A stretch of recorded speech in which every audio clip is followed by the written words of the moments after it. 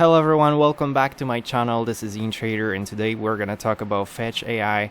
We're gonna talk about the price prediction and technical analysis. It's really simple setup. I made sure to make it really clear for all of you. But before we start, thank you so much for all the new subscribers, and if you're not subscribed yet, please consider that if you like this video. Also, this is not financial advice. As always, please make your own decision in terms of investing on the market. Alright, let's start with crypto bubbles, because Fetch is one of the best performing assets this month, and it caught my eye recently because it's performing really well. And when the asset is actually performing really well in the market, it's really easy to trade in terms of support resistance system. So we're gonna talk about that today. So first of all, let's take a look at daily chart before we start analyzing the weekly. And what we can see on this chart is that the RSI is going into the overbought. Also, we're going to touch this resistance right here, the price resistance. Also, we're going to touch this 50 moving average, 50 daily moving average. So it's very probable on the daily chart that we're going to have a little reaction. We're going to have a little correction here before moving upwards. If we talk about buying, getting into Fetch, I would be cautious about that, because we're kind of, when we look at the weekly chart, we're kind of like between support A and resistance A. So the best, really good moment for buying was around 1.3 US dollars USDT per coin, and now we're going into the resistance. So one of the best rules in the crypto market, not only in the crypto market, is just to make your purchases using supports, not resistances, right? So let's go back to the daily chart. So we basically have those two factors right here. We have the resistance here, we have the historical resistance. As you can see here, there was a support, it was broken, now it's the resistance, and now we can just bounce. We're just gonna retest this resistance right here. If we break it, it's gonna show that Fetch has incredible strength and potential for the further growth. However, it may not happen on the first attempt. It may happen, we may just bounce off this support. Oh, sorry about that. We may just bounce off this support, have a little reaction here, even come back to this support, and then break it here and go up. So this is highly possible, but it doesn't mean that we're not gonna break it. It just what I'm saying is the lower risk buying is at the supports. Okay. But when we come back to the weekly chart and we take a look at the RSI over here, we're not overbought, we're not oversold, and we're just in the middle, and we're on the uptrend, which brings us to the conclusion that actually, in terms of weekly RSI, we have still potential for further growth, which is a really good thing. And in my opinion, this resistance A sooner or later should be broken, and we should go towards resistance A. So in my opinion, that would be next stop over here, resistance A and resistance B. So now let's focus on the supports. Supports are the levels where the points on the chart where it's the best for investments. It's best for dollar cost average, and if you want to invest in some assets, you should use those supports levels. And you shouldn't just pick one support. You should just pick best, the main supports, and just dollar cost average, like use all of them. So the lower we go, the more you purchase, the more you acquire, and your in this case of the support A and B and C, your average purchase should be just below support B, because when we make purchases, the lower we get, we should take more cash, more USDT, more assets, because to push the price as low as possible. So for example, if we touch Support A, you invest $1,000. If we touch support B, you invest $1,500. If we touch support C, you invest $2,000, because the lower we get, the less risky it gets. Okay, because the chart doesn't go all the way down or all the way up. It has corrections, it has recoveries. So the lower we get on this chart, the higher probability of a relief rally. So even though if you lose, for example, from support A, we go to support C, you're gonna lose around 50%. So from this $1,000, you will lose $500. But it's highly probable, so if something like that happens, that we may have a relief rally, like a bounce. And if you get into support C with $2,000 and we go all the way back here, not even to resistance A level, current levels, just in the around here, 100%, you will have $2,000 of profit. You know, that's gonna cover that loss. And if you not sell it, if you hold it, then you're gonna recover that loss and you're gonna have profit from the support C. And this is how. But you have to have cash. You have to have assets on the side. And this is how a lot of people lose on the market, because they don't have enough assets in terms of corrections, in terms of bear markets, in terms of bad moments on the market. They don't have enough cash and assets to get into the supports, which is the most crucial, the best moments for you to make money, because you make money on the supports. You don't make money on the way up, you make money on the way down. And I'm going to talk about it later. I'm going to explain it to you. So I analyzed resistances. There is resistance A, resistance B at around $2.2, and we have resistance C, naturally the all-time high at 3.5 US dollars, and those are your selling points. So if you want to take profits, you don't have to sell everything, the whole asset, but you can just sell 10% or 20% on the way up, like 20% here, 20% here, or 20% here, 30% here, 40% here. So the higher we get, the more you sell.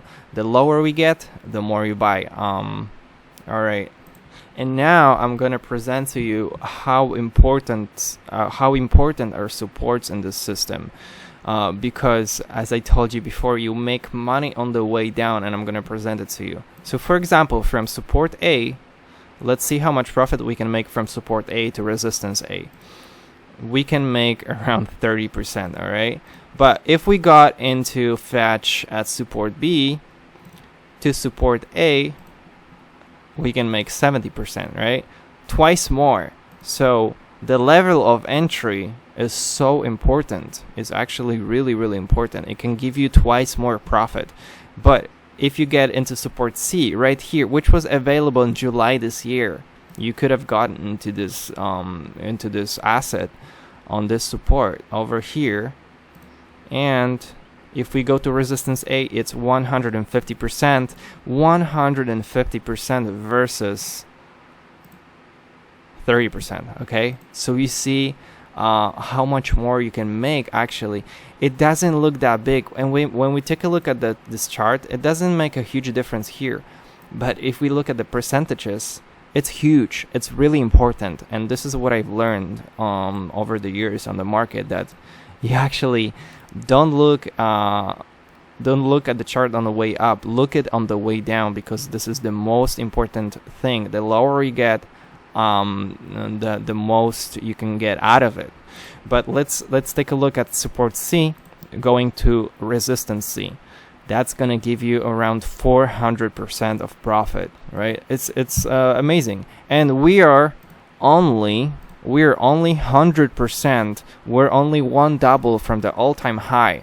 So if you got into Fetch at this support, the lowest local support, you could have been looking at the possibility of having profit of 400%, which is huge, right?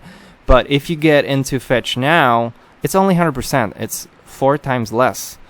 It's incredible, and that shows you the power of having assets on the side, of having passive income, of having ability to get into the market at any time. So I hope that's clear for you. If you have any questions, please write them down below. If you like the content, make sure you like this video, subscribe to this channel. It's gonna help me a lot, and you can comment down below. If you don't know what to comment, just comment thank you. That's gonna be enough.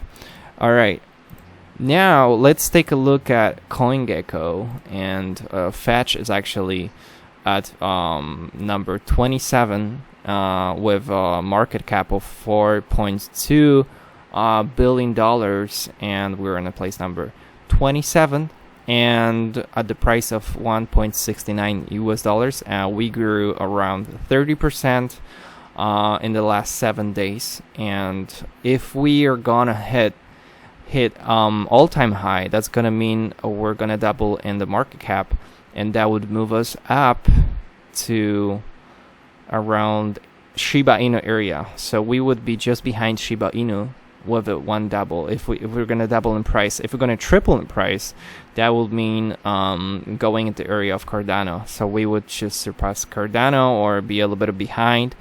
So if we were to make 200% on this chart, we would go to the price of $5 per coin. $5 per coin would mean we would replace Cardano at number 12 right now. Not talking about the whole market moving. Of course, the whole market will probably move ahead. So there's probability we will be still in the 20s here, but still double or triple in size of market cap. But that would mean that the whole market should go ahead too.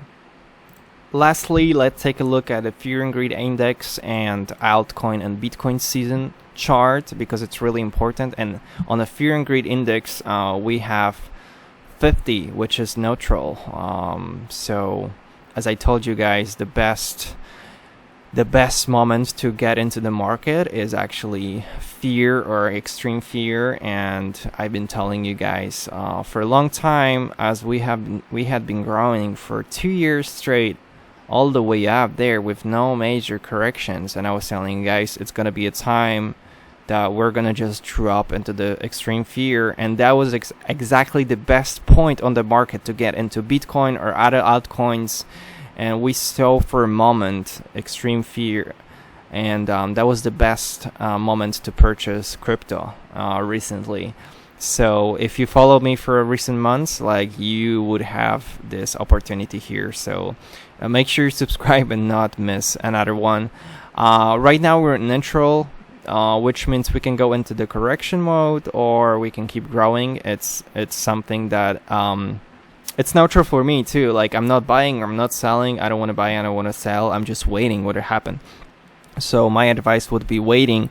If we go into fear and extreme fear, then you can use your cash to accumulate more. However, if we go to greed or extreme greed, then that would mean for you selling, taking profits. All right. And then we can take a look at altcoin Bitcoin season. I think it's possible that we have the Bitcoin season behind us, and we're just gonna continue into altcoin season right now. So as I told you before, during Bitcoin season, it's the best time to accumulate altcoins. But as we go up into the altcoin season, you should be looking at your altcoins and taking profits into Bitcoin. All right. Because Bitcoin is going to get less dominant. So during Bitcoin season, we're accumulating altcoins because Bitcoin is stronger. During altcoin season, we take profits from altcoins like Fetch, and we sell it into BTC.